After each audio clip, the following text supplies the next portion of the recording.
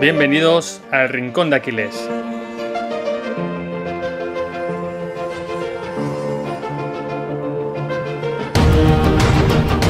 Muy buenas, David. Estamos hoy en una nueva entrevista, esta vez con un compañero de podcasting, con Alex Fidalgo, del podcast Lo que tú digas.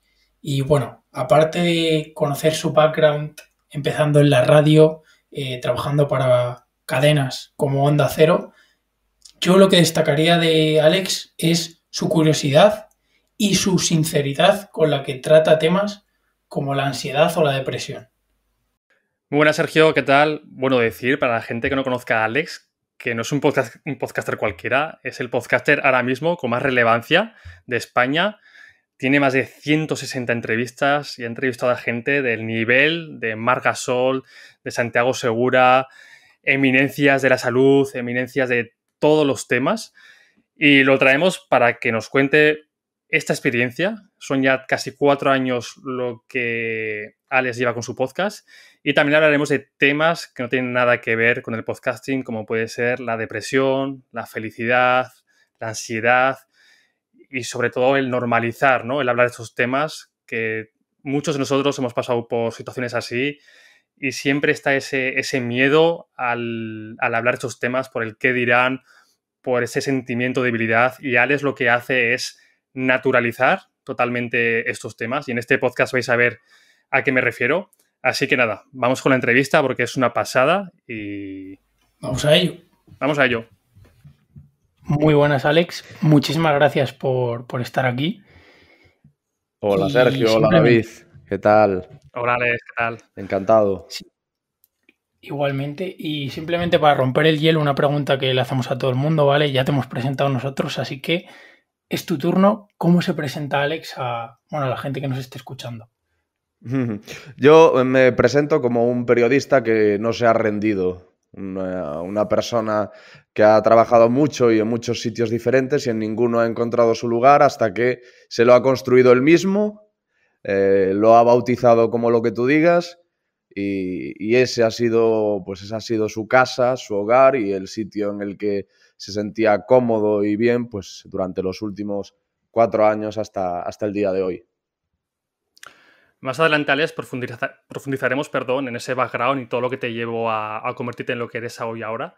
Pero sobre todo, para empezar un poquito a poner en contexto a la gente que no te conozca, o incluso la gente que te conozca, pero no sepa un poquito todo esto, lo que tú digas, si no me equivoco, lo empezaste en 2017, ¿no? Sí. Tendrás ya casi unos 4 años, ¿no? Supongo, 3 años y medio largos. Sí, en junio se cumplirán 4.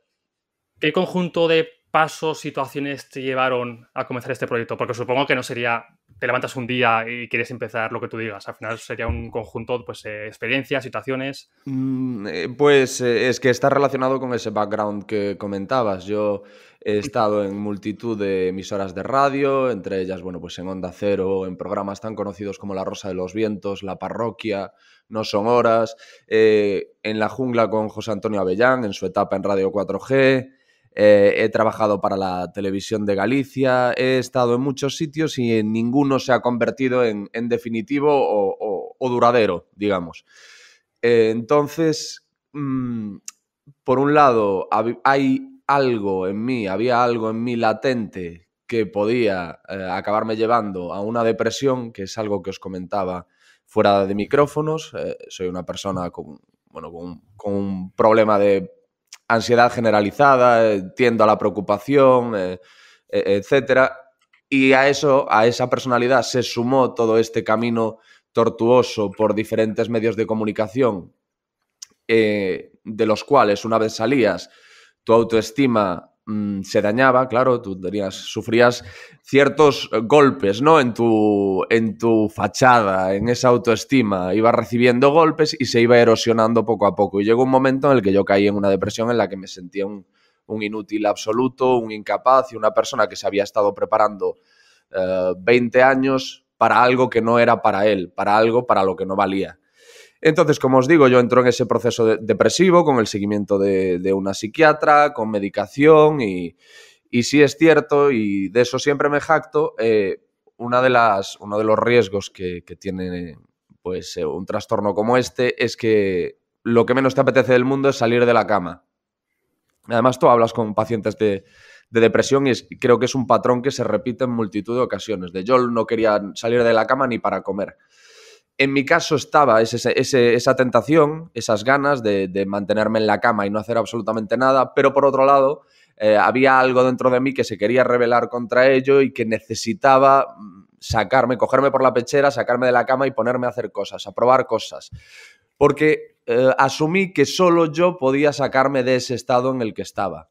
Entonces empecé a leer, empecé a tratar de entenderme, de saber mi interés por la neurociencia. Si no nació ahí, desde luego creció exponencialmente. Empecé a intentar entender por qué reacciono a los estímulos externos como reacciono, por qué me sientan las cosas como me sientan, por qué gestiono de la forma en la que gestiono todo lo que vivo. Y durante esa etapa de recogimiento e introspección también escuchaba podcast y especialmente dos, WTF de Mark Maron y de Joe Rogan Experience, que son formatos casi idénticos al mío. Y digo casi porque lo bonito de hacer algo como WTF o Joe Rogan es que tu personalidad está impresa en todo, o sea, impregna todo lo que haces y cada uno es diferente. Pero sí es cierto que esos dos fueron los que encendieron la llama y los que me hicieron decirme a mí mismo, y yo que soy una persona tan curiosa y tengo tantas ganas de aprender, y ¿por qué no darme una oportunidad a mí mismo? ¿Por qué no disparar una última bala para saber si sirvo para esto? ¿Por qué no intentarlo? Y empecé a hacer lo que tú digas. El primer episodio lo protagonizó el bioquímico José Miguel Mulet, al que yo había visto en un vídeo viral en redes sociales, porque en el programa de Risto Mejide lo llevaron para que... En aquel momento no era tan conocido, es que Mulet ahora es una rockstar, pero en aquel momento era desconocido. Y fue al programa de Risto para desmontar el libro La enzima prodigiosa de Mercedes Milá, como bioquímico que es, que trabaja con plantas, comida, tal. Y efectivamente hubo un enfrentamiento entre Mercedes Milá y José Miguel Mulet, y Mercedes Milá le dijo, tú a mí no me vengas a hablar de proteínas, enzimas y de nutrición porque estás gordo. Y eso se hizo viral. Pero a mí lo que me pareció, yo vi el vídeo, a mí lo que es la polémica me pareció una tontería, pero lo poco que pudo explicar José Miguel me pareció súper interesante. Entonces pensé, este va a ser el primer invitado del podcast y todo eso que no pudo decir en el programa me lo va a decir a mí. Y así fue. Y fue bastante mejor de lo que yo me esperaba, la verdad. Joder, pues creo que has dado una respuesta muy, muy amplia y que la gente pues ya conoce todo ese recorrido. Y un poco me gustaría profundizar en esa parte de que crees que no sirves para eso, o sea, en ese sentimiento, ¿no? ¿En qué momento empieza? O sea, ¿qué motiva ese sentimiento de no valgo para esto? O sea, ¿por qué empiezas a sentirte así? Mira, cuando yo os digo que ya había algo en mí latente que hace relativamente que fuese esperable el que yo pasase por un proceso depresivo en algún momento de mi vida, es que lo que sí es cierto es que jamás nada de lo que hice estaba bien para mí. Nunca me quedo contento con lo que hago. Y eso es algo que siempre estuvo en mi personalidad. Siempre se pueden hacer las cosas mejor, siempre las puede hacer mejor alguien. Tú nunca eres lo suficientemente bueno. Eso ya estaba en mí. Y claro, si a esto le vas añadiendo trabajos a los que llegas y al año te vas, no te renuevan, o es porque cubres una baja y la persona que está en tu lugar, o la persona cuyo lugar tú cubrías, vuelve y entonces prescinden de ti otra vez. Y eso constantemente, claro, eso poco a poco va minando tu autoestima. Y tienes dos opciones. Cuando te va pasando eso, tú te enfrentas a dos opciones. Una es decir, la vida es horrible, hay una mano negra contra mí, el mundo conspira contra mí, pobre yo. Y la otra es decir, pues no soy lo suficientemente bueno, hay algo que no estoy haciendo. Hay algo que la gente, empiezas a pensar que la gente te miente, porque sí es cierto que en la mayor parte de trabajos que yo he desempeñado he recibido críticas muy positivas, sobre todo de compañeros, de eres muy bueno, tienes mucho talento, tienes no sé qué. Claro, si por un lado tú escuchas eso, pero por otro lo que vas viviendo es un periplo tortuoso en el que vas de trabajo en trabajo como una bola de pinball, se empieza a generar como un sentimiento de... ¿cómo decirlo? De que estás metido en un thriller de espías en el que todo el mundo te miente. No, la gente que me dice que soy bueno me miente. O sea, no sé por qué me lo dicen. No sé si se están riendo de mí, no sé si lo dicen por lástima, pero empiezas a desconfiar de todo aquel que alaba tu trabajo y que te halaga. Y claro, a medida que vas desconfiando de todo aquel que intenta reforzar tu autoestima con buenas palabras, te vas encerrando en una burbuja de negatividad absoluta, en la que si alguien intenta penetrar con buenas palabras, tú lo tomas por mentiroso y lo echas. Entonces todo es malo, todo es negativo y tú eres un inútil. Tú eres un inútil que no se merece ni que la gente se preocupe por ti. No te mereces ni que nadie pierda su tiempo hablando contigo.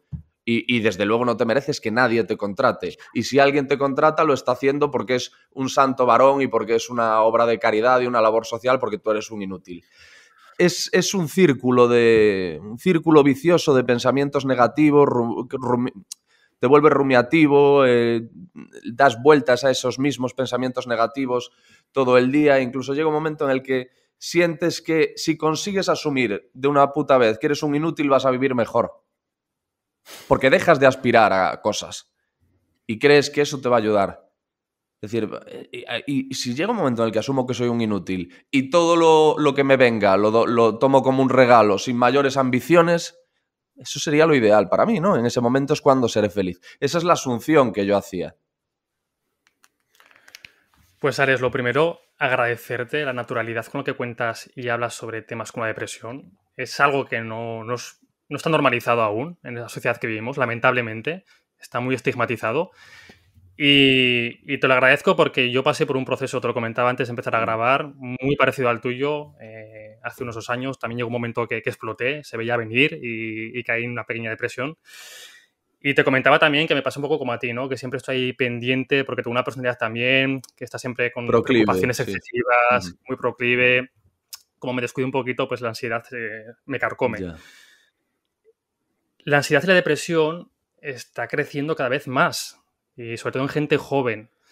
Pensamos de que alguien deprimido, no conocemos a nadie con depresión, ¿no? Entre nuestros amigos, nuestros conocidos, pero hay mucha gente con depresión que no han sido ni siquiera diagnosticados como tal por un psicólogo o un psiquiatra, pero tienen depresión y tienen ese miedo porque al estar tan estigmatizado, ¿no? Pues al final no cuentan a sus amigos que se sienten deprimidos, que tienen un estado depresivo, que se sienten fatal, porque la sociedad nos quiere vender que tenemos que mostrar ese éxito continuo por redes sociales, que no podemos dejarnos mostrar nuestras debilidades, ¿no? Que al final tenemos que ser perfectos, lo que decía antes Sergio, no fallar ningún día, vamos a entrenar todos los días, nos cuidamos mucho, tenemos muchos amigos, viajamos mucho, pero luego cuando apagamos el móvil y las redes sociales, pues la vida de cada uno pues es muy diferente y todos tenemos nuestras propias batallas. Entonces, ¿qué aprendizajes podrías decirnos a esta gente que nos está escuchando, que se puede sentir identificada y que tiene miedo quizás a dar ese paso o a ir al psicólogo o a contar a su mejor amigo cómo se siente realmente o a ser sincero consigo mismo? Porque a mí me costó ser sincero conmigo mismo, porque claro, ya había estudiado una cosa, había trabajado en otra cosa, había dedicado toda mi vida en un camino y a mí me costaba mucho ser sincero y decir, joder, David, es que esto no es lo que quieres, no es la vida que tú realmente deseas. Has vivido para los demás, lo que se esperaba de ti. Entonces, esa gente que le cuesta ser sincera consigo mismo y decir, pues igual no eres feliz. Igual ahora mismo, hace poco una entrevista con Jaime, que hizo una pregunta, que del 1 al 10, ¿cuán de feliz eras? Tú respondiste un 4, que por cierto me gustaría preguntarte si responderías otra vez el mismo número. Muy poca gente, aunque en su más profundo ser, y perdón, acabo ya con la pregunta, que se está alargando. No. Respondiera un 4, creo que todos nosotros, y más cuando te está escuchando mucha gente, diríamos un 7 para arriba. Solo por las apariencias, ¿no? Yeah. Porque no nos gusta sentir mostrarnos, ¿no?, esa parte débil. ¿Qué les dirías a esa gente que se puede sentir identificada? ¿Cómo dar el primer paso, ¿no?, para cambiar esta situación? Pues yo es que estoy muy a favor de la psicoterapia y estoy a favor del tratamiento psiquiátrico cuando hay un examen previo y se llega a la conclusión de que se requiere. Es que yo fui muy anti eso también. Yo a la gente en su momento, cuando se hablaba de antidepresivos, de medicación, yo siempre decía, no, yo no necesito eso, ¿yo para qué voy a tomar eso? Hasta que llegó un día en que me senté y pensé, ¿pero cuántos años llevas tú diciendo eso, diciendo yo no necesito tal. Y a lo mejor llevaba 4 años o 5 años que cada vez que hablaba con la gente y se tocaba ese tema, yo decía yo, eso no. Recurrir a ese tipo de cosas, no. Yo ya me voy defendiendo, ¿vale? Y pensaba, llevas 4 años así, y esos 4 años en algún momento lo has solucionado, en algún momento has sido feliz. Y me di cuenta de que no. Me di cuenta de que llevaba 4 años siendo muy valiente y muy bravo y no yendo a un psiquiatra, pero no había conseguido absolutamente nada. Entonces me abrí a todo eso y dije, aparte, ¿qué es lo peor que puede pasar? Porque nadie te va a poner una pistola en la nuca y te va a decir tienes que hacer esto, tienes que hacer otro. Hay gente que te va a escuchar, que ya el simple hecho de que la gente te escuche es maravilloso. Porque además, tú dices, no, es que yo ya hablo con mis amigos. Hay temas con tus amigos de los que no hablas. Yo lo cuento mucho en lo que tú digas. Al acabar hacia el final del episodio de Dani Rovira, yo a Dani le digo... Yo estaba emocionado en aquel momento. Yo no sé ni si Dani se dio cuenta, pero yo estaba emocionado. Le dije, hay una cosa que me da mucha lástima, o sea, es bonita, pero me da pena, y es que mis conversaciones con mis amigos jamás son tan profundas como las que hago aquí en lo que tú digas, donde pues eso, o sea, hablamos de la pérdida, de la muerte, Pero es que, claro, yo tengo un escenario en el que, o sea, el escenario de lo que tú digas es un escenario en el que está permitido llegar tan lejos. Es relativamente esperable. Tomando unas cañas con un amigo, no. Tomando unas cañas con un amigo no le vas a decir, tío, ¿y lo de morirse? ¿Y perder un ser querido qué? Porque tu amigo coge y se levanta y dice, mira, te quedas aquí tú con la caña o no vengas a amargarme la tarde, y lo entiendo perfectamente.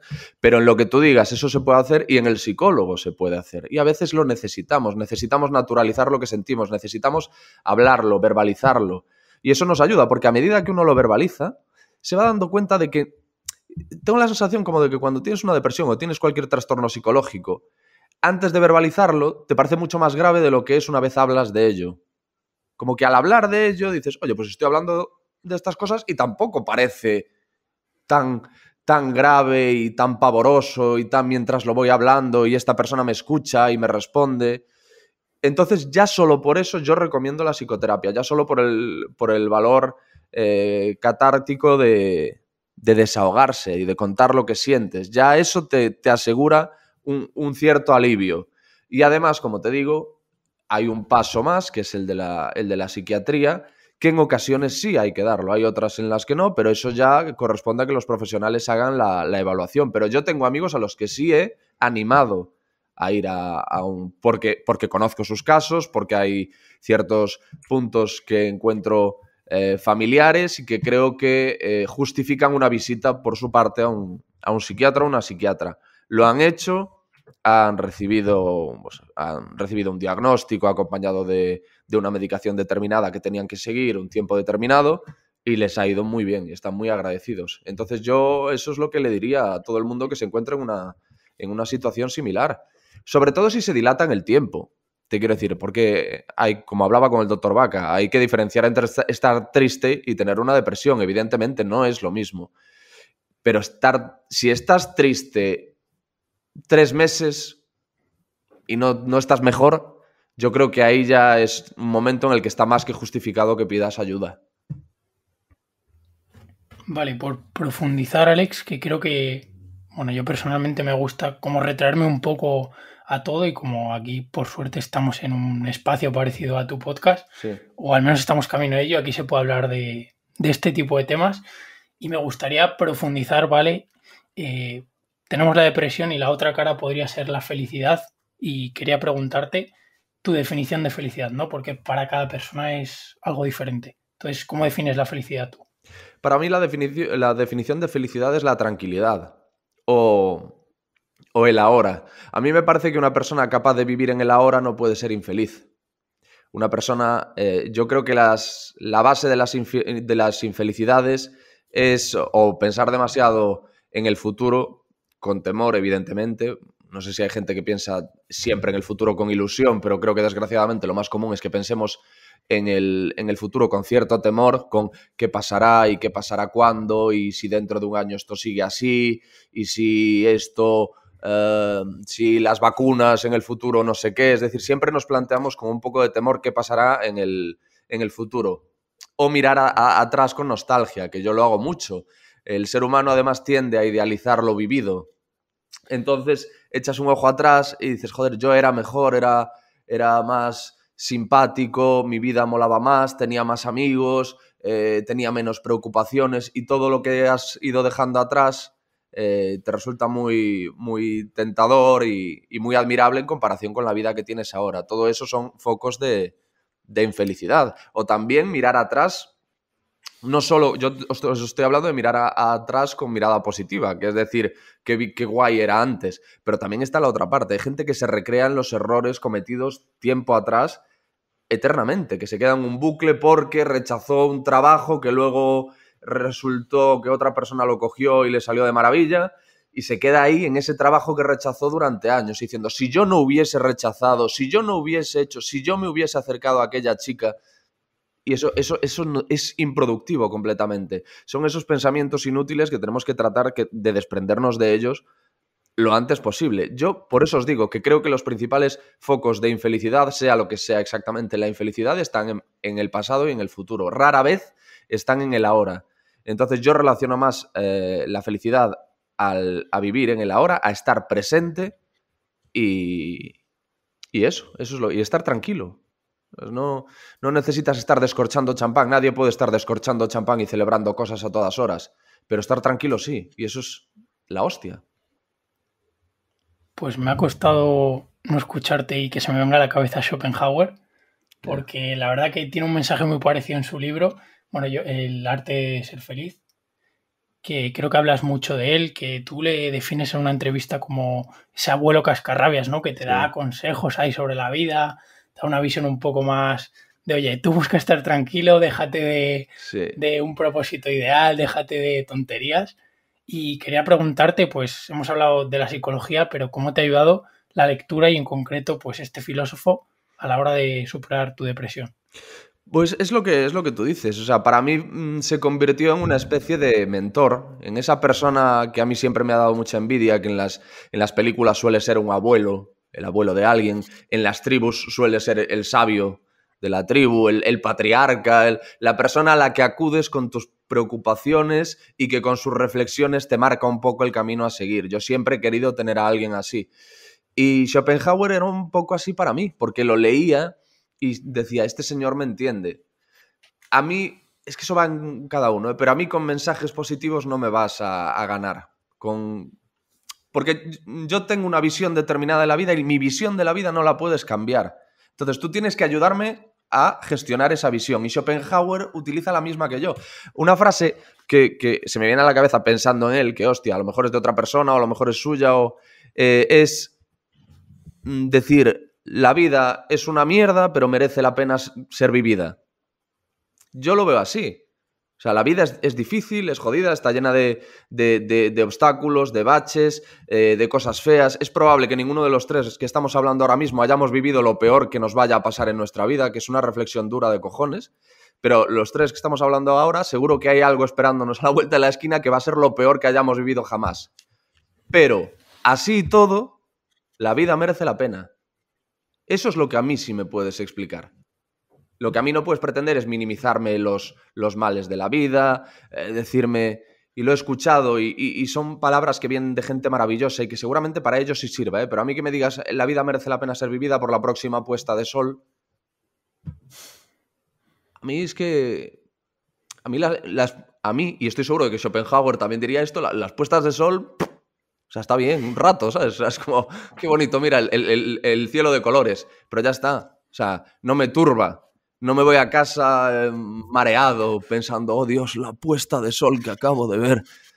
No es así. Entonces prefiero a alguien crudo, que tenga ese punto de pesimismo, pero que también te enseñe que existe una forma de anclarse a la vida y de disfrutarla en la medida de lo posible, a pesar de que tienes una personalidad que pone en relieve las partes negativas de tu día a día, porque esa es nuestra personalidad, y la de David creo que también, porque asiente ante todo lo que digo. Y es así, y somos gente que de 100 comentarios, 99 son positivos y uno es negativo, y podemos estar rebozándonos y abrazando el negativo durante horas y horas y horas. Y no es necesariamente malo. Yo creo que también hay cosas positivas y hay formas de aplicar en nuestro trabajo, pues precisamente lo que nos hace defectuosos en lo personal, defectuosos entre comillas, pero lo que desde luego no son virtudes. Yo creo que todo tiene un uso, pero el ejercicio aquí es aceptarnos, entender que estas son nuestras cartas, no pretender que una charla, un libro, conocer a una persona te va a cambiar, porque no tiene sentido. O sea, ¿cómo me vas a cambiar a mí? Llevo 35 años conviviendo conmigo mismo, siendo así. ¿Cómo va a llegar una charla o un libro y vas a cambiar 35 años de un plumazo? No. Yo creo que el ejercicio es aceptarse y a partir de ahí, pues saber qué margen de maniobra tienes. Tienes lo típico, tú tienes tu mano de cartas, pero cómo la juegues depende de ti. Pues eso, saber, siendo consciente de que soy como soy, ¿cuál es mi siguiente paso? ¿Qué debería hacer ahora? Creo que eso es lo más inteligente, no sé. Pues, Alex, como tú has dicho, me he pegado toda tu contestación asentando con la cabeza, así que suscribo todas tus palabras.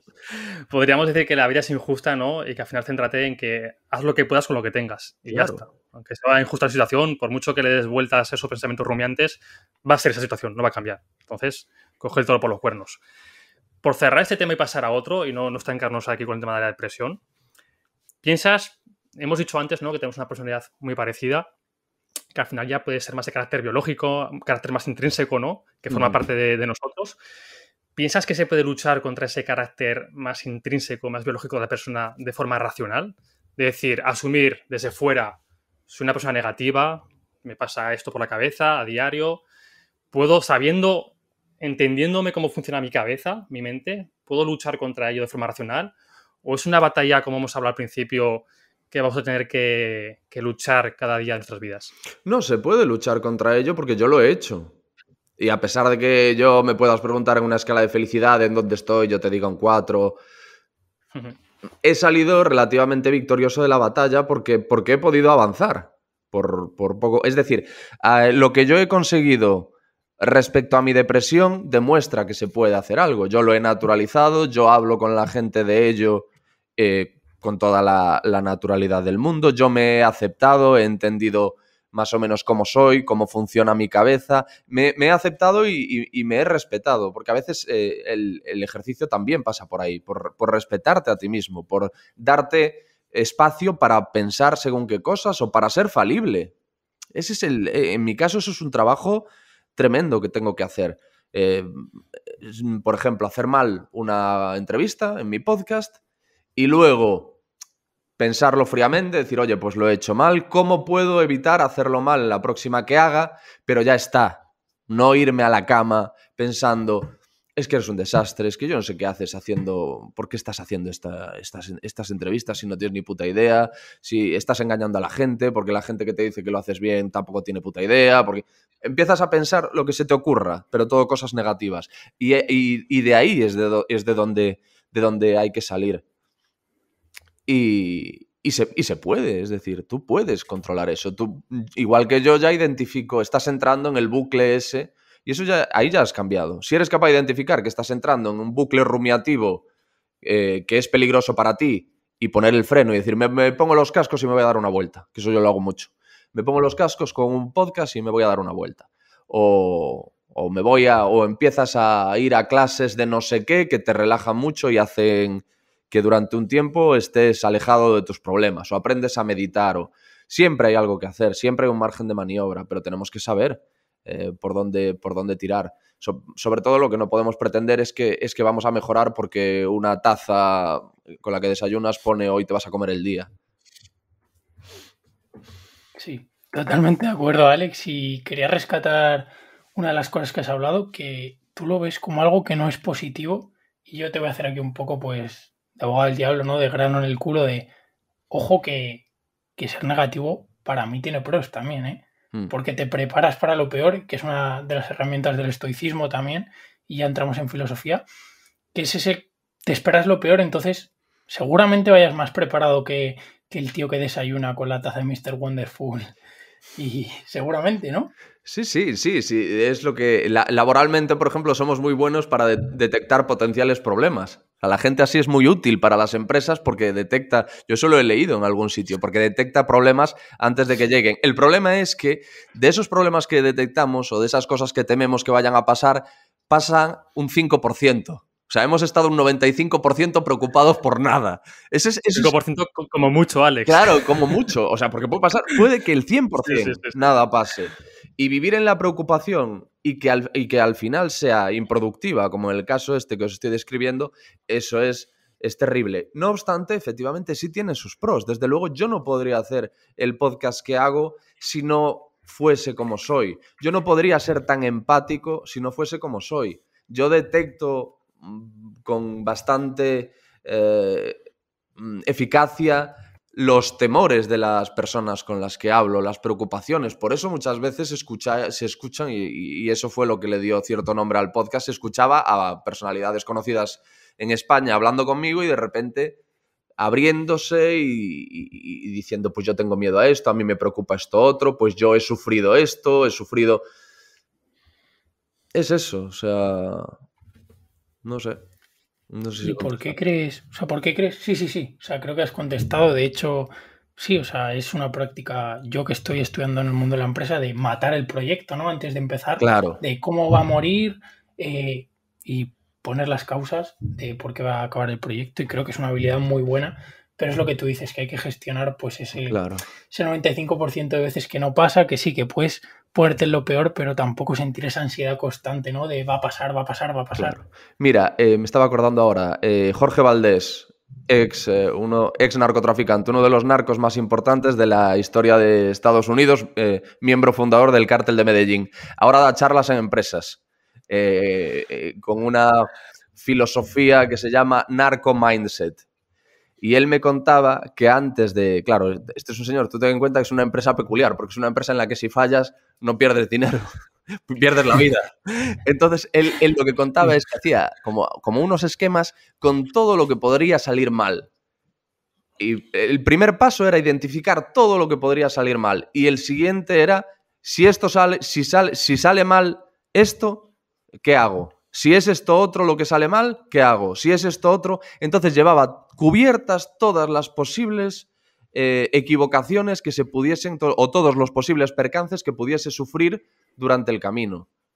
Y esto, claro, es lo que él le cuenta a las empresas y va en la línea de justo lo que tú acabas de decir. Eso nosotros sí lo podemos hacer muy bien. Pues sí, o sea, no sabía lo del narco este. De Sí. hecho, me ha parecido muy curioso, así que David le contactaremos para intentar traerlo. Porque, joder, quiero conocer la narco mindset, ¿eh? Yo de poca, os lo juro, de poca gente he aprendido tanto sobre la vida y sobre la gestión de emociones. Porque además es un tío que también te explica que muchas veces la ambición es fuente de infelicidad. Y Schopenhauer lo diría también. Y el tema es que la ambición socialmente es una virtud.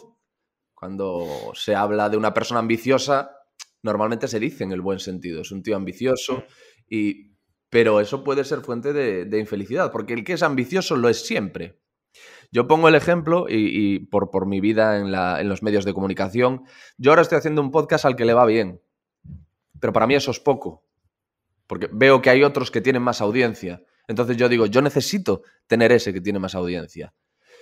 También lo hablaba con Iker Jiménez en la radio, imagínate. Yo estoy en Radio Corcubión, en la cadena SER Costa da Morte, que es la de mi pueblo, y digo, joder, ¿cómo me molaría estar en Onda Cero algún día? Un día me ficho Onda Cero, pero estoy en Onda Cero colaborando en un programa. Entonces yo digo, joder, ¿cómo me molaría presentar el programa en Onda Cero? Luego presentas el programa, pero ese programa es por la noche a las 4 de la mañana. ¿Y ahí qué pasa? Dices, ¿qué hago yo presentando un programa de madrugada? No, joder, yo tengo que presentar las mañanas de Onda Cero. ¿Sabéis a dónde os quiero llevar? Al final es que la infelicidad y la felicidad van dentro de uno. Eso es un poquito lo que pasa con la adaptación hedónica, ¿no? Claro. De que me compro un buen coche, pero luego quiero el Porsche, claro. Y luego quiero el Ferrari, y luego el Bugatti. Eso es el ejemplo que ponen de la gente que se hace rica, que le toca la lotería y tal. Sí, sí. De hecho, Dan Bilzerian, creo que se llama, Sí. el ricachón este americano con barbas, él lo decía, ¿no? Nos lo contaba más creo que Eduard Seguren, que él ir a un hotel de 5 estrellas, una suite de 3.000 euros la noche, le ponía de nota un 5, porque ya no le llenaba. O sea, al final se había acostumbrado su cerebro a ese tipo de comodidades. Y él conducir un Bugatti era pues como conducir yo un Opel Corsa. Ya no veía algo diferencial en ese. Entonces, lo que dices tú, esa ambición nos puede llevar a nunca conformar. Creo que es algo intrínseco también del ser humano, ¿no? El nunca conformarse, siempre querer avanzar y Claro. mejorar. Pero hay que aprender a gestionar esa ambición muy bien, porque al final mucha gente muere de éxito, muere de ambición. Es que si eso no existiese, joder, Amancio Ortega estaría en un chiringuito de Jamaica hace muchísimo tiempo, tranquilamente, diciendo, bueno, pues y aquí me las den todas, y sin levantarse a las 8 de la mañana, como se sigue levantando a día de hoy con 80 y pico años, para ir a la sede de Inditex aquí en Arteixo. O sea, es que la ambición no es algo que tú puedas darle un interruptor y decir, bueno, hasta aquí, que ya he llegado a esto. Si eres ambicioso, lo vas a seguir siendo siempre. Y yo creo que tiene cierto sentido pensar que la ambición al final va en detrimento de la felicidad, porque la ambición consiste en querer algo que no tienes. Y eso desde luego no es la felicidad. Pero al final piensas que es por puro ego. No lo sé. Por demostrarte a ti mismo que eres capaz Es que de conseguir eso. no sabría decirte, porque yo mismo en mi caso tengo la sensación de que todo lo que hago lo hago por demostrarle a otros y no a mí mismo. Ya. Y que, por ejemplo, sé que lo primero en lo que pienso cuando consigo cosas es en mis padres. Y sé que hay algo dentro de mí que me empuja o que utiliza como acicate para seguir trabajando y seguir aspirando a cosas el impresionar a mis padres. Y también otra cosa que digo, y está relacionada con esto, Gabriel García Márquez decía que escribía para que le quisiesen. Yo hago lo que hago para que me quieran, estoy convencido. Yo lo tengo súper claro, para que la gente me quiera y me valore. Pero desde la perspectiva más naif que os podáis imaginar, ¿eh? No para que nadie me endiose, porque eso me aterra, o que alguien me idolatre o me admire, sino para que me quieran, para que me aprecien, y para que digan, oye, pues es buen chaval, es digno de cariño, ya está, nada más. Claro, es que lo que dices tú, yo siempre me he hecho esa pregunta, ¿no? Si todos viviéramos en una isla desierta, tipo Wilson, que estuvo con barba ahí, que no hubiese nadie más, quitando la parte de que somos un ser social y necesitamos vivir en comunidad para desarrollarnos, yo estoy casi convencido de que esa ambición no la tendríamos. Porque al final, como tú dices, ¿de qué sirve esforzarte por algo si no tienes a nadie Efectivamente. que vea lo eso? vea. Que lo vea. Y ¿Ves? es algo que da bastante que reflexionar, ¿no? Porque al final es un ego, porque aunque no lo hagas por ti, lo haces, entre comillas, para que te dé vuelta, ¿no? Esas palmaditas en la espalda, así que se llaman así, ¿no? Sí. Es que si Entonces, eliminas esa parte esa parte de ego de la ecuación, yo creo que no se venderían coches de alta gama. Sí, ¿no? ¿Sabes? Completamente de Se acuerdo. venderían muchos menos Porsche, muchos menos Ferraris y muchos menos... Al final es eso, yo creo que también está en el ser humano. Pero por antropología, porque siempre hubo estatus en las tribus, y a día de hoy parece que el estatus lo podemos marcar así. Si yo voy conduciendo tal coche y tú vas conduciendo este otro, pues si el tuyo es de gama baja y el mío es un Lamborghini, está claro que tú y yo estamos en las antípodas socialmente hablando. Y yo soy un triunfador y tú eres un pobre hombre que vas conduciendo una carraca vieja. Yo creo que van por ahí los tiros. Aunque tú tengas Lamborghini y estés hasta el cuello de deuda y luego el del Opel Corsa tenga eso pasa. 1 millón invertido en fondos indexados, sí. O sea, eso pasa. Es que sí, de hecho. Pero seguramente el del Lamborghini vivirá infeliz y desesperado por mostrar su estatus y por aparentar ser quien no es, y el del Corsa estará de puta madre con su coche y diciendo, mira el mongolo este del Lamborghini que no es capaz de aparcarlo. ¿Sabes? O sea... Sí. Y a raíz de todo este tema de la ambición, de la depresión, ¿no? Como que veo un patrón común entre las dos cosas, que es el término medio. A lo mejor un poquito de depresión, vale, guay, porque tiene beneficios, ¿no? O hemos hablado de algunos beneficios de, oye, de ponerte en lo peor. la ambición igual, pero llega a puntos como que se te va de las manos este tipo de cosas. Entonces yo os quería preguntar a los dos, así que me ha surgido la reflexión de si creéis que hay algo que se escape de esta regla, si a bote pronto. O sea, algo que cuanto más, siga siendo mejor y no tenga rendimientos decrecientes. Pues si quiere contestar David. Pues así a voz de pronto te diría que la capacidad que tenemos de mejora continua creo que no tiene por qué tener límites si, como hemos dicho ahora, mantenemos nuestros principios y valores.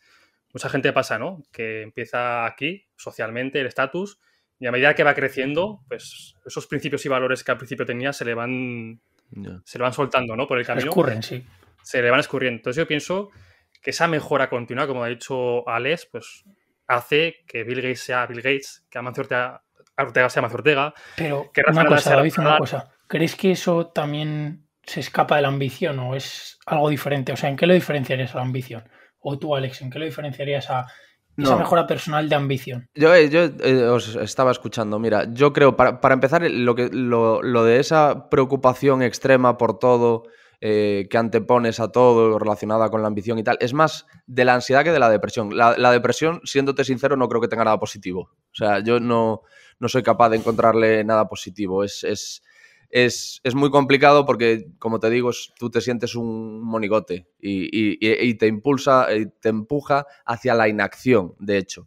Y respecto a esto que decías tú, de si hay algo que cuanto más, mejor, hay una ambición que sí está muy bien, y es en la que tenemos que trabajar, que es la ambición con uno mismo. Esa es maravillosa y esa es siempre buena. Y es siempre buena, porque además no exige grandes sacrificios, que es mañana me voy a levantar mejor de lo que soy hoy. Es simplemente eso. Mañana me voy a levantar mejor persona de lo que soy hoy, me voy a levantar un poquito más sano, voy a hacer algo más por mi salud, voy a hacer algo más por los demás, voy a hacer algo más por mi trabajo, pero no por querer llegar a un sitio determinado, sino voy a ser mejor que el Alex de ayer. Si tú te puedes mantener en esa ambición, o sea, te puedes mantener con esa rutina, es bueno. Y cuanto más, mejor.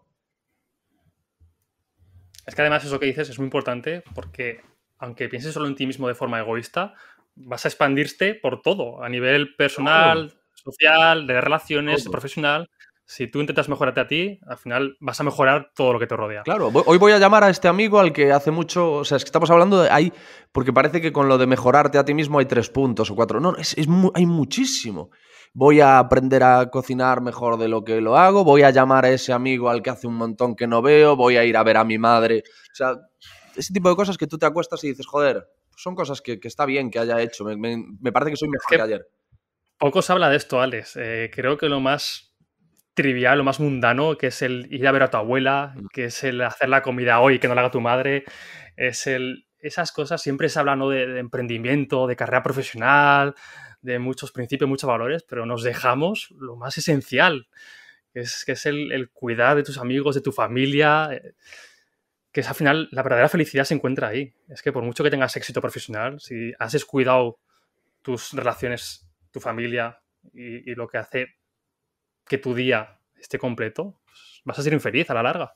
Claro, si yo cuando decía lo de la escala de la felicidad, que soy un 4, yo estoy prácticamente el 90% de la semana estoy solo.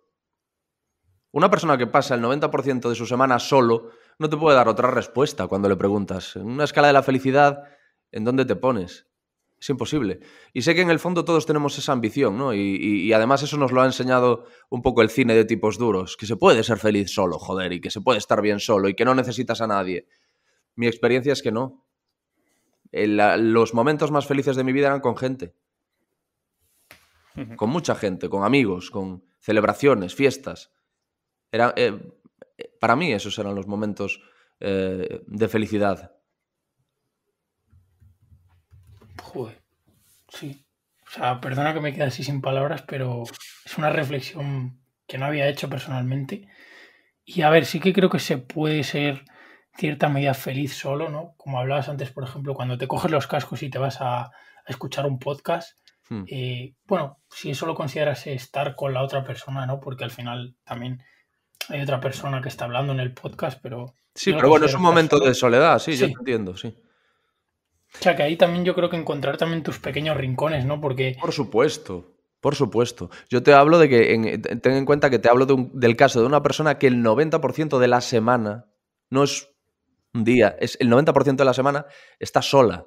Es decir, en mi vida la excepción es estar con gente. Pero no, es que yo implosiono.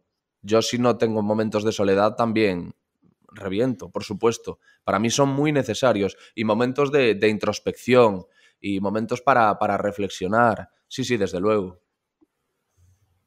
Y ahí quiero profundizar porque mucha gente no se dedica tiempo en silencio a solas. O sea, como que no encuentra esos huecos, ¿no? Porque vivimos en cuantas más cosas haga mejor. Tengo que, pues eso, esa ambición, ¿no? Que yo creo que viene, corregirme si creéis que hay otro motivo, pero que viene muy fomentada y muy ampliada por las redes sociales, Sí. por lo que se enseña en redes sociales. Entonces, ¿tú has tenido algún momento en tu vida que no has tenido esos momentos de introspección y de soledad? Por curiosidad. De soledad sí ha habido momentos de mi vida en los que apenas he tenido instantes de soledad y curiosamente era mi etapa universitaria, siempre estaba rodeado de amigos y la recuerdo como una de las épocas más felices de mi vida. Y entre otras cosas yo creo que principalmente por eso, porque estaba muy poco solo. Eso sí, introspección siempre ha habido, desde niño, desde muy pequeño. Me he encerrado mucho en mí a pensar, he analizado mucho todo, le he dado muchas vueltas a las cosas. Como os digo, es mi personalidad, darle muchas vueltas a las cosas, pensar en lo que puede salir mal, pensar en qué hago si esto sale mal, qué va a ser de mí si pasa esto. Pero entiendo que es como tú dices, que no mucha gente dedica momentos del día o momentos de su vida en general a echarse un vistazo por dentro. Pero es que es dolorosísimo hacer eso.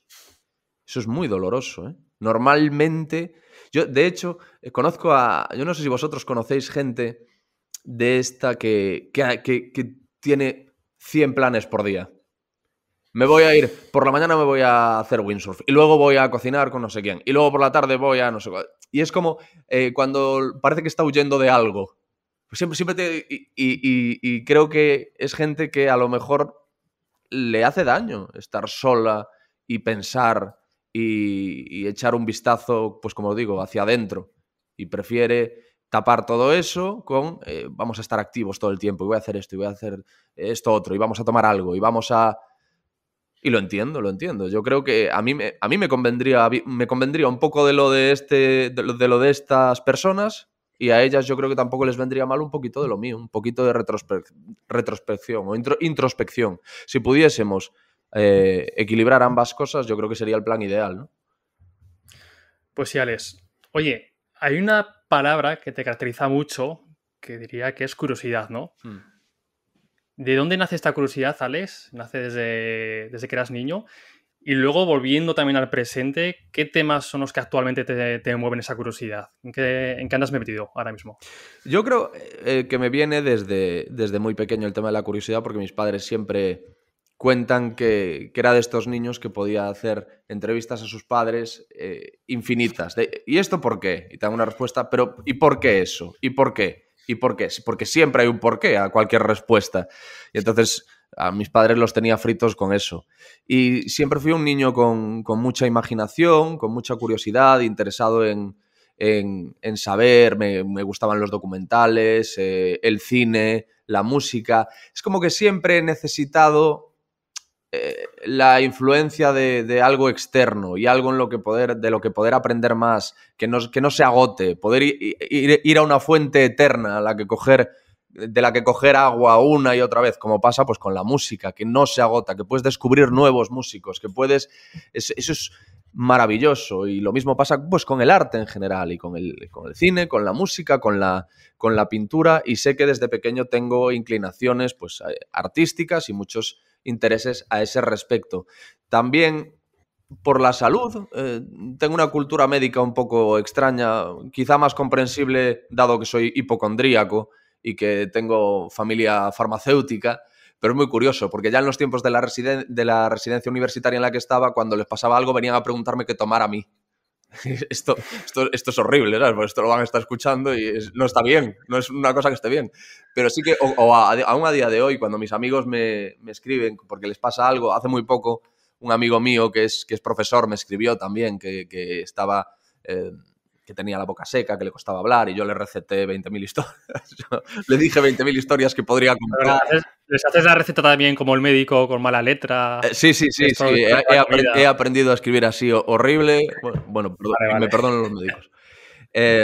Y a día de hoy me sigue interesando mucho, pues me interesa el comportamiento humano en general, me interesa la neurociencia, la psicología, la psiquiatría, la antropología, por qué actuamos como actuamos. Me interesa la primatología porque también está relacionada con todo esto. Me gustan mucho los libros de Frans de Waal que habla de, bueno, que hace ciertas comparativas o explica algunas actitudes del ser humano a través del estudio de los bonobos, de otras de especies de primates.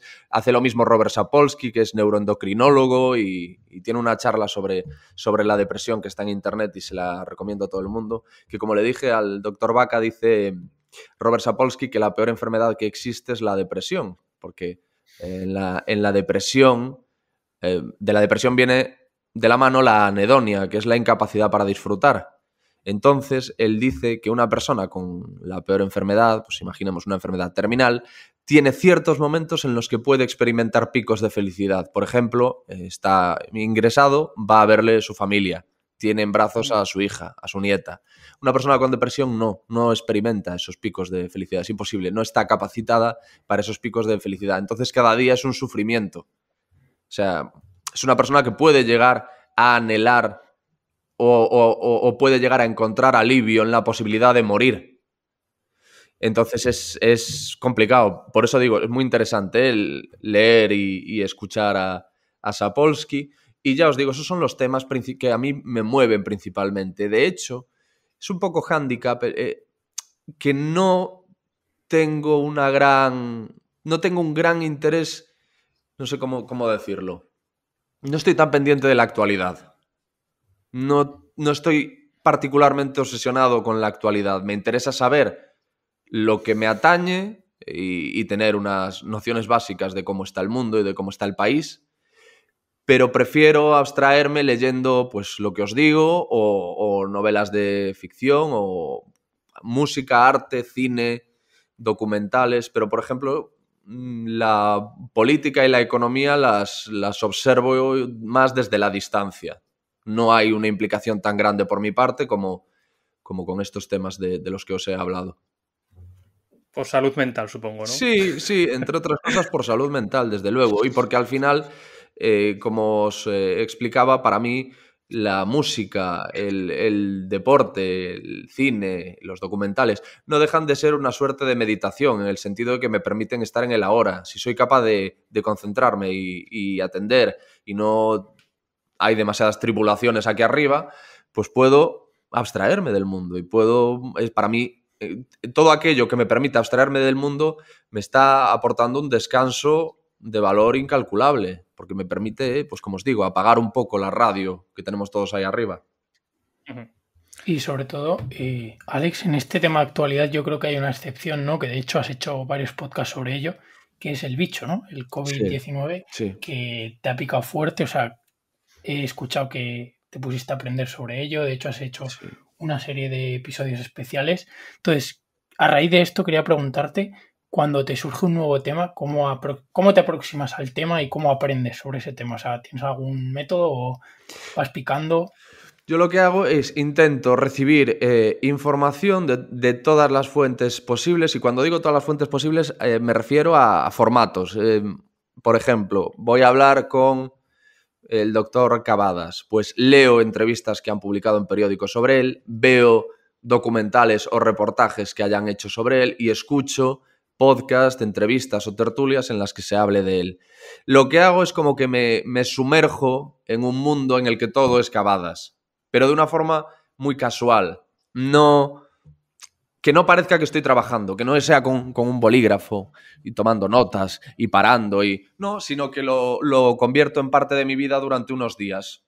Salgo a dar un paseo, voy escuchando un podcast sobre cavadas o no sé qué. Estoy en casa, me pongo un documental, tal. Estoy en la cama antes de dormir, me estoy leyendo entrevistas. Entonces, cuando llego a la grabación, tengo la sensación de que, bueno, no sé demasiado de la persona, pero la conozco.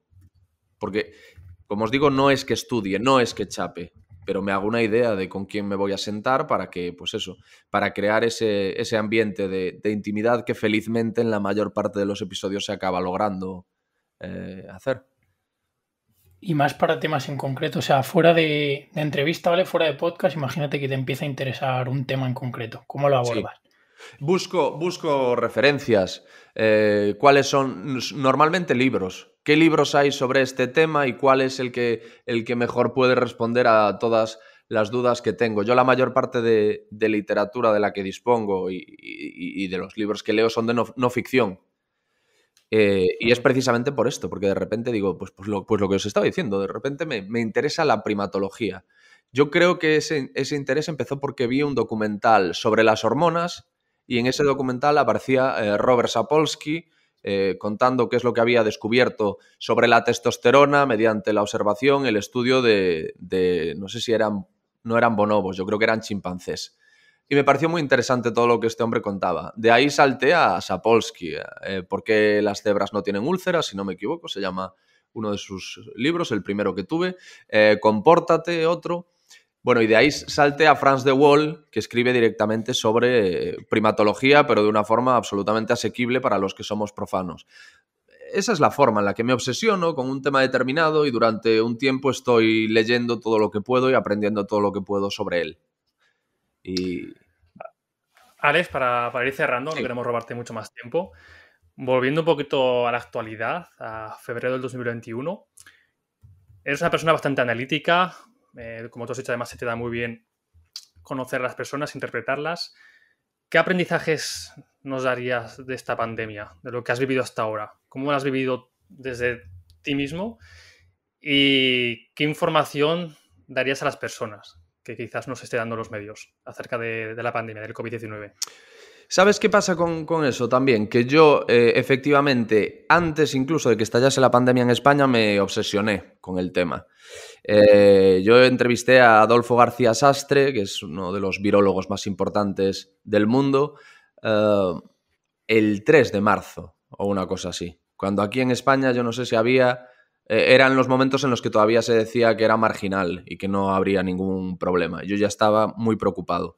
Y así me mantuve durante 2 meses, que no hacía más que, pues, con este sistema de preparación de entrevistas que os expliqué, de sumergirme en el personaje o en el tema, pues lo hice con el coronavirus. Y llegó un momento en el que me di cuenta de que estaba perdiendo la cabeza, que estaba completamente obsesionado, que me metía en la cama y era en lo que pensaba, que me despertaba por las mañanas también a vueltas con el coronavirus, que cogía el ordenador y buscaba estudios, que están diciendo en el Reino Unido sobre esto, que están diciendo en Estados Unidos, que dicen los expertos allí, que dicen los expertos aquí, con quién puedo hablar, cómo está la UCI del Hospital de Alcorcón, cómo esto, cómo lo otro, qué es la neumonía bilateral. Había mil flancos que cubrir sobre lo que estaba pasando y de repente me di cuenta de que estaba perdiendo completamente la cabeza y de que estaba experimentando el FOMO, F-O-M-O, el Fear of Missing Out, el miedo a perderte algo, miedo a que si apagas el teléfono no te des cuenta de que ha pasado algo nuevo relacionado con el coronavirus, miedo a que si no tienes la televisión puesta a lo mejor están anunciando algo que está revolucionando ahora mismo la situación y tú no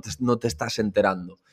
Entonces llegó un momento en el que me alejé por completo de todo esto y corté de raíz. Y a día de hoy yo sé lo mismo que sabe, pues, que pueden saber mis padres, mi hermana o un amigo, no sé más. La enseñanza sobre lo vivido parece que está clara, ¿no? Que es no dar nada por sentado, que es una cosa que no necesitábamos esto para aprenderlo, pero no, es una forma de recordárnoslo, ¿no? Que no demos por sentado una caña con nuestros amigos, que no demos por sentado un beso a tu madre, un abrazo, una reunión familiar, pues lo que antes para nosotros era lo cotidiano también, y fíjate, ¿quién lo habría pensado? También nos lo podían arrebatar. Entonces el ejercicio, claro, pasa por volver a valorar todo aquello y sobre todo por no perder la memoria, tío, porque la perdemos. Perdemos la memoria. Y ya es que tuvimos porque esto se lo dije a alguien y me decía, no, pero es que no tiene por qué ser así. No, ya pasó. Ya pasó, en verano mejoraron mucho las cosas. Y en verano llegó un momento, no muchísimos días después de que se relajasen las medidas, sino enseguida que parecía que no había pasado absolutamente nada. Que aquí yo tenía en mi barrio, mi zona está llena de cafeterías, de bares y de sitios de copas. De repente parecía que no había pasado nada en verano. O sea, como si todo hubiese sido un mal sueño. Y ahora estamos peor que nunca, que por algo será también. Pero es eso, o sea, es que no nos podemos olvidar. Es que desde el momento en el que nos olvidemos de todo esto, no habrá servido para nada. Habrá sido una putada, pero no habrá... Joder, de todas las putadas se extrae algo bueno. Pues esta no habrá servido para absolutamente nada. ¿Piensas, Alex, que estas recaídas de las que has hablado y de la que lo más seguro es que volvamos a tener más de una este 2021, lamentablemente, piensas que se debe a puro egoísmo de la gente o simplemente inconsciencia? Tío, yo llega un momento, es que esa es otra, llega un momento en el que creo que es inevitable, porque yo veo que todos los países están jodidos, o lo han estado. O sea, me acuerdo que cuando esto empezó, había países que lo estaban llevando de puta madre y entonces te decían, mira, porque lo que tenemos aquí es un desastre, mira lo bien que lo están haciendo en Portugal. Corea del Sur, ¿no? Me acuerdo que era uno. Pero en Portugal hubo un tiempo que lo estaban haciendo de maravilla. A día de hoy es uno de los países que peor está del mundo. Que les está viniendo ayuda de otros países porque ya no pueden más. Entonces, claro, ¿cómo, con esto sobre la mesa, cómo puedes plantearte si es el egoísmo de la gente o no? Porque a mí si me dices, no, porque hay estos otros países, mira cómo lo están haciendo y tal, y dices, hostia, pues es verdad que aquí somos unos egoístas. Pero no sé, y a lo mejor al culparnos a nosotros mismos y atribuirnos egoísmo y decir que la juventud esto y que la juventud lo otro, a lo mejor estamos desviando el foco de quienes quizá sí podrían haber hecho algo más de lo que han hecho hasta ahora. Yo hablaba de un egoísmo no de España, a nivel de ser humano. Sí. Sí, pero... Y eso no quita con que muchas cosas se hagan mal, desde luego. Desde gobiernos y desde temas políticos, eso desde luego. Claro, no, pero es que atribuírselo al egoísmo del ser humano es lo que te digo. Entonces, que todos hemos sido súper egoístas. No lo sé, también hay casos de gente que asegura haberse contagiado habiéndolo hecho todo bien. Ya. Y desde luego yo no creo que todos los contagiados sean egoístas e inconscientes. Entonces, claro, es difícil. Y de hecho ni siquiera sé si es productivo buscar un culpable ahora mismo. Uh-huh. Si es el egoísmo, si es... Es que no lo sé. Porque además hay que tener en cuenta que ha habido durante toda la pandemia y sigue habiendo un desconocimiento total y absoluto sobre el coronavirus. Yo cada día entro en los medios y leo sobre síntomas aterradores nuevos o secuelas aterradoras nuevas de las que no había leído nunca. Yo lo último que leí... La lengua fue lo último que leí. ¿Qué te jode la lengua? Antes leí el túnel que te hace más proclive, susceptible, o que resulta más fácil que tengas el síndrome del túnel carpiano si has pasado por el COVID. Unas cosas, tío, que a mí, en resumen, yo lo que pienso es que seguimos sin conocerlo.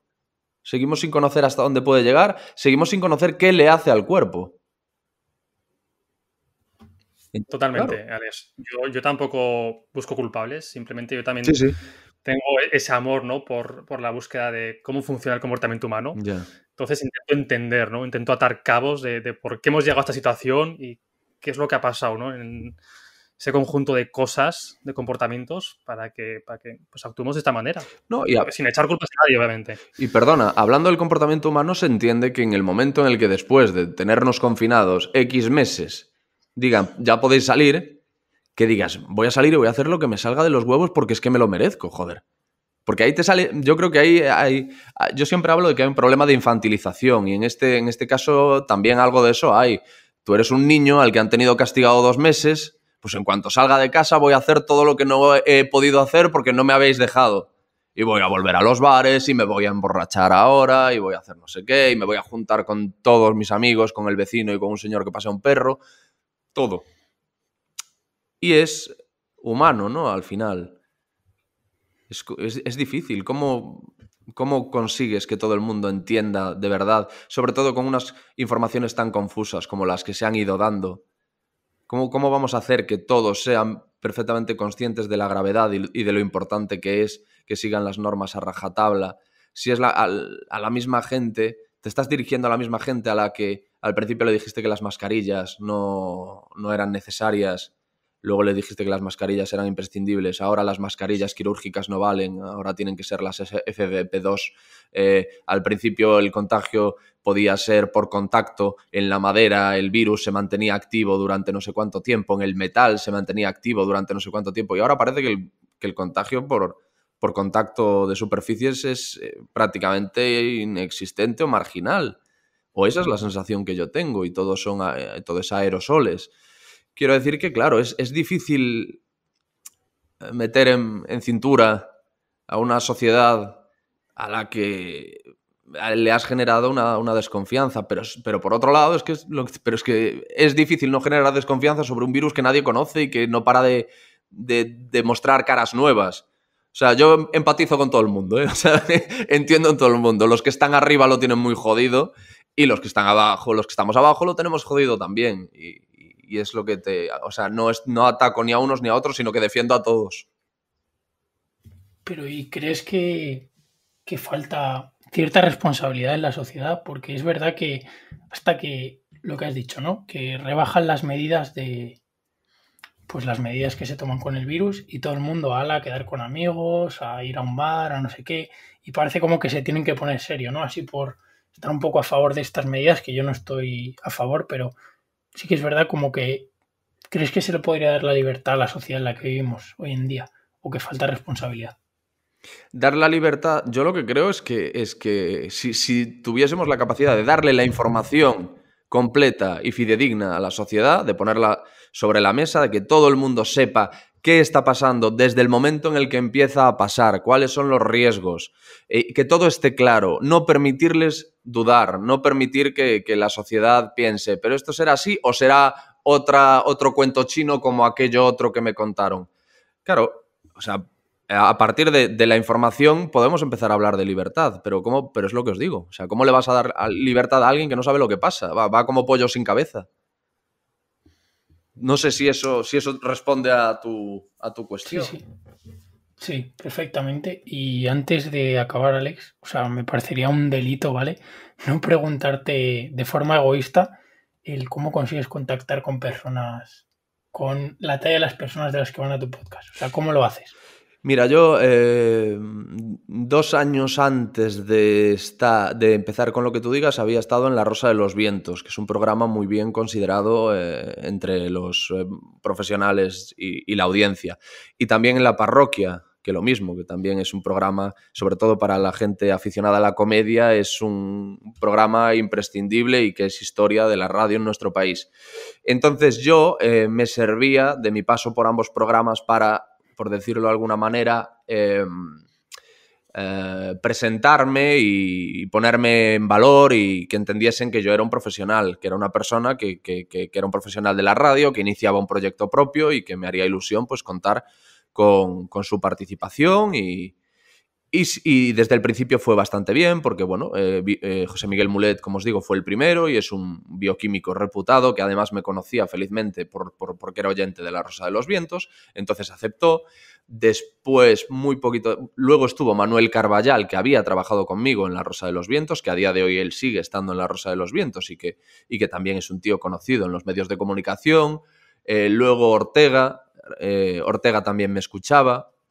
Entonces, poco a poco, claro, empiezas por ahí, con estos primeros nombres. Estuvo Arturo González Campos, que yo trabajé con él en La Parroquia, y llega un momento en el que tienes suficientes nombres bastante conocidos y pintones como para dejar un poco de lado la historia de La Rosa de los Vientos y decir, en este programa ha estado esta persona, y ahora me gustaría que estuvieses tú.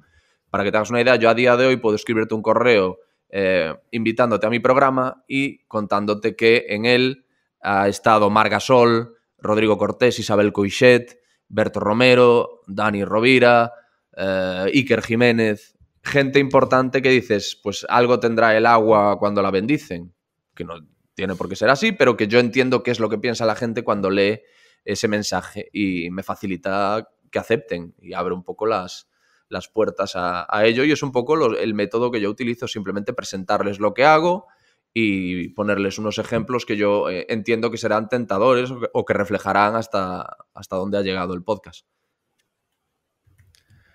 Pues Alex, muchísimas gracias por habernos dejado una hora de tu tiempo. No habíamos hablado nunca antes y he estado muy cómodo, así Sí, que agradezco tu naturalidad, tu sinceridad, tu forma de ver las cosas. Ojalá impregne este podcast a la gente con esa personalidad que tienes.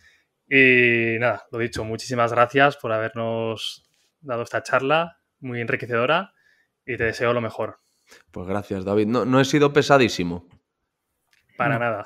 Y creo sobre todo que has humanizado, que volvemos a uno de estos temas del podcast, que es humanizar y dar una versión más humana, que al final se da una visión como muy idealista de todo, y creo que está muy bien entender el punto de vista de Alex. Jo, pues Así que gracias a los dos, tío. Pues muchas gracias a los dos. Yo espero eso, que interese a la gente, que aporte y que no se les haga muy, muy farragoso, porque me pongo a hablar, tío, y...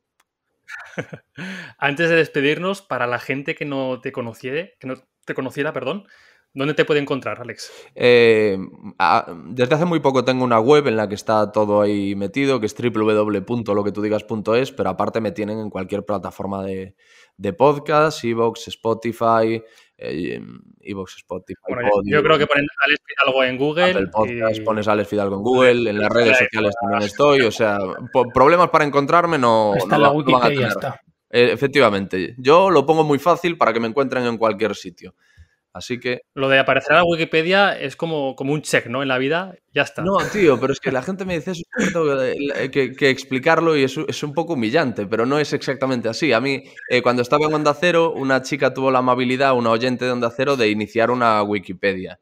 Lo que pasa es que luego me lo mandó y vi que aquello era o sea, estaba muy desordenado, no tenía tanto formato, y entonces yo le di el formato y yo lo pulí. Y yo dejé una Wikipedia presentable. Y a partir de ahí sí es cierto que se han ido produciendo modificaciones que no he sido yo y no sé quién es. Pero... Tú mismo... Sí, pero yo en la Wikipedia estoy por mí. Oye, me parece maravilloso, Alex, la verdad. Pues sí, joder. No es buena idea. Necesitas un curro, la gente pone Alex Fidalgo en Google y tiene ahí mi currículum en la Wikipedia, hombre, claro. Increíble. Bueno, Alex, un abrazo. Nada, un abrazo a vosotros, chicos, un placer. Chao. Adiós.